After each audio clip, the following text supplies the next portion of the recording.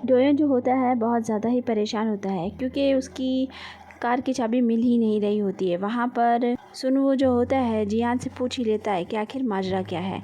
अब डोयन जो होता है देखता है तो उसका फ़ोन भी कार में छूट जाता है। अब वो कहता है कि मेरा तो आज का दिन ही ख़राब है। वो रास्ते पे खड़ा हुआ सब लोगों से मोबाइल मांग रहा होता है लेकिन कोई भी उसकी हेल्प नहीं करता और ना ही कोई उसे मोबाइल देता है। अब सुनवो वहाँ पर आता है। डोयन उससे भी मोबाइल मांगता है। वो पलट कर देखता है तो डोयन जो होता है उससे बताता है कि मेरी कार की चाबी खो गई है और मेरा मोबाइल अंदर रह गया है, तो प्लीज़ मेरी मदद कर दीजिए। तो वो बोलता है इतने सारे पैसे हैं तुम्हारे पास तो कार की चाबी तो बनवा ही सकते हो। ये सुनकर वो बोलता है कि आखिर तुम, तब उसे याद आ जाता है कि ये तो वही लड़का है जो जियान के साथ में था। अब सुनवो कहता है कि मोबाइल चाहिए तो वो मना कर देता है। सुनवो के जाने के बाद वो कहता है कि इस लड़की ने मुझे बेवकूफ़ बनाया, तो ये लड़का है जिससे उसने पैसे लिए थे। जीसू जो होती है जियान से बहुत झगड़ा कर लेती है और वो नहीं चाहती थी कि वो जाए, इसीलिए उन दोनों में झगड़ा हो जाता है। जिये वहाँ पर आता है और अपनी बहन को ले जाता है। अब तीनों भाई बहन बैठे होते हैं साथ में। जीते कहता है कि तुम्हें ज़िंदगी ने एक मौका दिया है तो इसका फ़ायदा उठाना और अपने सारे सपने पूरे कर लेना। जिये कहता है क्या तुम हमें भूल जाओगी, हमसे मिलने नहीं आओगी। तो जियान कहती है कि ऐसा कुछ भी नहीं है, मैं तुम लोगों को कभी नहीं भूल सकती और मैं तुम सब से मिलने आया करूँगी। और बेचारी बहुत रो रही होती है। दोनों भाई जो होते हैं उसे दिलासा देते हैं और दोनों चाहते नहीं थे कि वो जाए, लेकिन अब क्या कर सकते हैं। जियान की माँ फ़ोन लगाती है तो उसके पापा फ़ोन नहीं उठाते हैं और वो यूँ रास्ते में भटक रहे होते हैं। अगले दिन जीसू जो है इन लोगों से बात नहीं करती और काम के लिए निकल जाती है। जियान के पापा जो होते हैं वो रास्ते में ही सो गए होते हैं। जैसे ही वो उठते हैं वो उस जगह पर होते हैं जहाँ पर उनका पहले मकान हुआ करता था।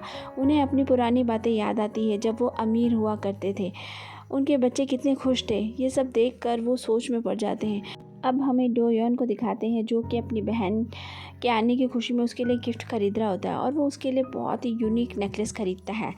अब हमें दिखाते हैं कि जियान ने अपना सामान पैक कर लिया होता है। अब वो बाहर आती है तो वहाँ पर मिस मीन उसे लेने के लिए आई होती है। सब उसे अच्छे से अलविदा कह देते हैं। जियान की गाड़ी गुजरती है और उसके पापा की गाड़ी वहाँ पर आती है। जब वो उतरते हैं तो पूछते हैं कि जियान कहाँ पर है, तो सब बताते हैं कि वो अभी अभी यहाँ से गई है। बेचारे उसके पीछे भागते हैं लेकिन उसे सुनाई नहीं देता है और वो वहीं पर गिरकर बेहोश हो जाते हैं। डोयन के घर पर सभी लोग बेसब्री से जियान का इंतज़ार कर रहे होते हैं। जियान बाहर होती है तो मिस मीन उसे वहीं रोककर सामान रखने अंदर चली जाती हैं। तभी वहाँ पे डोयन आ जाता है और वो जियान को वहाँ देखकर कहता है कि तुम मेरा पीछा करते हुए मेरे घर तक पहुँच गई। अब मैं समझ गया, तुम मुझे ब्लैकमेल करना चाहती हो। मैं जानता हूँ तुमने मेरी तस्वीरें भी खींची थी। और वो उसे बहुत भला बुरा सुना रहा होता है। जियान को कुछ समझ में नहीं आ रहा होता है। तभी वहाँ पर मैनेजर मीन आ जाती है और वो बताती है कि ये ही है तुम्हारी बहन। ये सुनकर वो चौंक जाता है। उसके पापा जियान को लेने के लिए बाहर आ जाते हैं और वो उसे लेकर अंदर जाते हैं।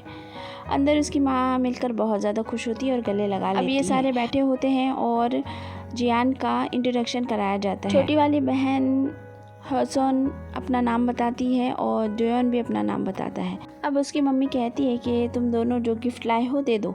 छोटी वाली बहन कैंडल लाई होती है और वो दे देती है। अब डोयन को बोलते हैं। तभी मिस मिन जो होती है बाहर से वो गुलदस्ता उठा लाती है जो डोयन लेकर आया था। अब उसमें वो नेकलेस होता है। ये देखकर जियान बोलती है नहीं मैं नहीं लूँगी। तो उसकी माँ कहती है नहीं, ये तुम्हारे भाई ने दिया है, तुम्हें लेना पड़ेगा। तभी उसके पापा भी उसे गिफ्ट देते हैं जो कि एक पेन होता है। अब उसकी माँ कमरा दिखाती है कि ये तुम्हारा कमरा है और तुम्हें यहाँ पे। अब वो चली जाती हैं। जियान सोचती है कि इसे मेरा भाई बनना था। वो बेचारी परेशान होती है। यहाँ पर डोयन जो है वो भी बहुत परेशान होता है और अपने आप में बड़बड़ा रहा होता है कि अब मैं क्या करूँ, ये मेरी बहन है। फिर वो अपने मन को मना लेता है और कहता है कि ठीक है, अब मैं उसका बड़ा भाई हूँ तो मैं उसी तरह पेश आऊँगा। वो जाता है जियान से मिलने के लिए। जियान उससे नज़रें तक नहीं मिला रही होती है। वो बोलता है कि पुरानी बातें भूल जाते हैं, अब एक नई शुरुआत करते हैं। तो मैं फिर से तुम्हें अपने आप से मिलवाता हूँ। मेरा नाम डोयन है और मैं तुम्हारा बड़ा भाई हूँ। ये देखकर वो उसे हाथ तक नहीं मिलाती है अब वो कहता है कि मैं समझ सकता हूँ, तो पहली शुरुआत हम करते हैं अपना फ़ोन अनब्लॉक करने से। तो कहती है ठीक है, मगर मुझे इस तरह परेशान मत करना। जियान के जाने के बाद सभी बैठे हुए होते हैं, तभी जीसू वहाँ पर आती है। वो अपने पापा से बात करना चाह रही थी। वो बोलती है कि मैं हूँ ना आपकी असली बेटी, आपका बहुत ध्यान रखूँगी। तभी उसकी माँ आकर कहती है कि चलो यहाँ से, तुम्हारे पापा को आराम करने दो। वो रोती हुई बाहर जाती है तो जीते उसे समझा रहा होता है। तभी वहाँ पर सुआ आ जाती है और वो इन दोनों को देख लेती है। वो जीते से फ़ोन पर बात करना चाह रही थी, लेकिन जीते बात ही नहीं करता, तो उसे गलतफहमी हो जाती है। अब सारे लोग खाना खाने के लिए बैठे हुए होते हैं, तो डोइन बड़े भाई होने के नाते अपनी बहन को वो नेकलेस पहनाता है। जियान को ये सब अच्छा नहीं लग रहा था, लेकिन पहनना पड़ता है। ये देखकर सभी खुश होते हैं। जियान की माँ कमरे में आती है तो पेपर को देखकर समझ जाती है कि उसके पति को सब कुछ पता चल गया है। अब जियान का मेकओवर कर दिया जाता है। अब हमें जीते को दिखाते हैं, जो कि सारा के बिल्डिंग के नीचे खड़ा हुआ होता है और वो उसे कई बार फ़ोन करता है, लेकिन वो फ़ोन उठाती ही नहीं है। वो अपनी फ्रेंड के कहने पर ब्लाइंड डेट पे जाने को भी राज़ी हो जाती है, क्योंकि वो इतनी नाराज़ थी। जियान घर पर आती है और उसे देखकर सभी खुश हो जाते हैं। जॉन कहता है कि आज तुम बहुत सुंदर लग रही हो। वो कमरे में जाकर अपने आप को आईने में देखकर कहती है कि तुम जियान नहीं हो। तभी उसके पापा वहाँ पर आ जाते हैं और वो उसे पॉकेट मनी देते हैं। वो मना करती है, लेकिन उसके पापा कहते हैं कि मैं ये करना चाहता था, और वो उसे दे देते हैं। जियान के पापा जो होते हैं अपने काम पर वापस जा चुके होते हैं। यहाँ जीते जो होता है अपने फैमिली के लिए तोहफे लेकर आया होता है, क्योंकि कोई त्यौहार आने वाला होता है। उसकी मॉम बोलती है कि तुम्हें इतना खर्चा नहीं करना चाहिए था, लेकिन वो बोलता है कि नहीं चलो ठीक है। जियान कमरे में होती है, तभी वहाँ उसकी छोटी वाली बहन आ जाती है और वो उसे खाना खाने के लिए बुला रही होती है और वो उसे टाइमिंग वगैरह भी बता रही होती है। जियान उसके साथ बहुत अच्छे से बात करती है, तो वो कहती है मुझे तो पता ही नहीं था आप इतनी अच्छी इंसान भी हो। अब वो डोइन के नेकलेस की तारीफ़ करती है तो जियान उसे वो दे देती है, जिससे वो बड़ी खुश हो जाती है। आगे हमें दिखाते हैं कि जियान रात में सो ही नहीं पाती, उसे नींद ही नहीं आ रही होती है वहाँ पर। सुबह वो जल्दी उठ जाती है तो डोइन कहता है अरे तुम तो बहुत जल्दी उठ। ब्रेकफास्ट टेबल पर सारे लोग बैठे होते हैं। जियान की माँ जो होती है वो उसे बहुत सारे पैसे देती है और कहती है कि जाओ और जाके शॉपिंग करो जब तक पूरे पैसे ख़त्म ना हो जाए। जियान शॉपिंग करने जाती है, लेकिन उसे कुछ समझ में नहीं आ रहा होता है। उसने कभी पहले इतनी महंगी चीज़ें खरीदी नहीं होती है, तो वो जितना हो सकता है लेती है, लेकिन फिर भी पैसे बहुत सारे बच गए होते हैं। अब हमें दिखाते हैं कि जियान की माँ जो होती है जो इनको फ़ोन करके कहती है कि जाओ और उसकी हेल्प करो, वो इतने पैसे कभी खर्च नहीं कर पाएगी, तो जाकर मदद कर दो उसकी।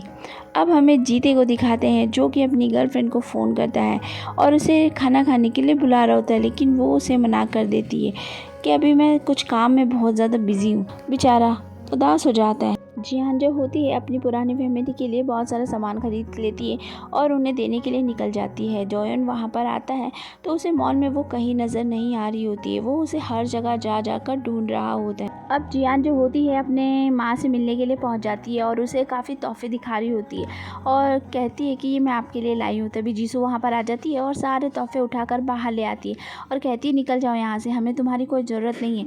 तभी डोइन उसे फ़ोन कर देता है। जीसू जोर जोर से चिल्लाकर बात कर रही थी, इसलिए वो सुन लेता है। जियान उसे चुप रहने के लिए बोलती है। उसके जाने के बाद उसकी माँ कहती है कि तुमने बहुत अच्छा किया, हमें उससे कुछ नहीं लेना है। जब वो वापस आती है तो डोयुन सब कुछ देख लेता है, मगर उसे कुछ भी बोलता नहीं है। अब वो अंदर उसके सामने एक्टिंग करने लग जाती है जैसे कि वो खरीदारी कर रही थी और वॉशरूम वगैरह गई थी। अब वो उसकी हेल्प करता है और सामान लेकर गाड़ी में ये लोग जा रहे होते हैं। अब ये लोग गाड़ी में बैठ जाते हैं और घर की तरफ रवाना होते हैं। रास्ते में डोइन जो होता है वो जियान से बात करने की कोशिश करता है, लेकिन वो कुछ बता नहीं रही होती है, तो वो उसे पैसे की थैली दे देता है और कहता है कि ये उस लड़के को वापस कर दो और उसके साथ ब्रेकअप कर लो। ये सुनकर वो बोलती है कि मेरा कोई भी बॉयफ्रेंड नहीं है। अब वो लोग घर पर पहुंच जाते हैं तो मैगवीन पूछती है कि क्या क्या ख़रीदा, और सारे सामान की वो पर्ची वगैरह देख रही होती है। तो कहती है अच्छा, तो तुमने उन लोगों के लिए सामान ख़रीदा है। ये देखकर डोइन को भी अच्छा नहीं लगता है। अब आगे हमें दिखाते हैं कि डोइन जो है अपनी छोटी बहन को देखता है तो उसके गले में वही लॉकेट होता है।